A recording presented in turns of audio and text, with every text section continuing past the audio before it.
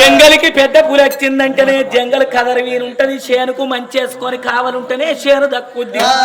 గ్రామానికి సర్పంచ్ మంచోడైతేనే గ్రామం అభివృద్ధికి వస్తది అగో ఇంటికి పెద్ద కొడుకు ఇంటికి పెద్ద అల్లుడు మంచోడైతేనే ఇల్లు యువలక్షణంగా ఉంటది ఇంటికి పెద్ద కొడుకు మంచోడైందనుకో అని భయం మీద ఇల్లు నిలబడుతుంది పెద్దోడే తాగుబోతూ తిరుగుబోతూ లంగైంది అనుకో ఆనేక ఉట్టోళ్లకు భయం తేలిపోద్ది మా అన్నగాడు తాగుతలేడా తింటలేడా తిరుగుతలేడా ఆకులాట ఆడతలేడా వానికి లేని మాకేమొచ్చిందని చిన్నోడు కూడా అదే తవ్వబడతాడు పెద్ద పంది పీలింటే చిన్న పంది తింటదా ఇంటికి పెద్ద కొడుకు మంచోడైతే ఇల్లు యువలక్షణంగా ఉంటది ఇంటికి పెద్ద అల్లుడు కూడా మంచోడు కావాలి బిడ్డ పెద్దదానికి పెళ్లి చేసినాకో 4 గంటలకు చిన్న పిల్లకు పెళ్లి చేసినామనుకో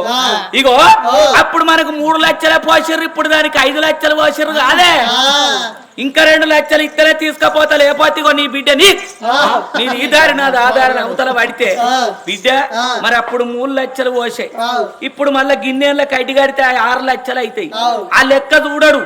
నాకు 3 పోసిర్రు కదా ఇప్పుడు దానికి 5 వస్తాను నాకు కూడా 5 లక్షలు రింపు అని పొల్లని ఇక్కడ ఉంచిపోతే ఇంటి మీద ఆడిబిడ్డలు ఉంటే ఇరుగక్కలు పొరగక్కలు ఎన్ని మాటలు అంటారు ఇజ్జతి పోదా అందుకే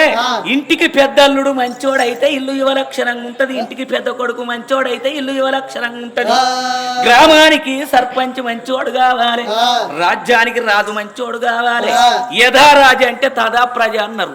రాజ్యమేలే రాజు వచ్చోడైతే గాలికి గడ్డపారలు కొట్టుకపోతాయి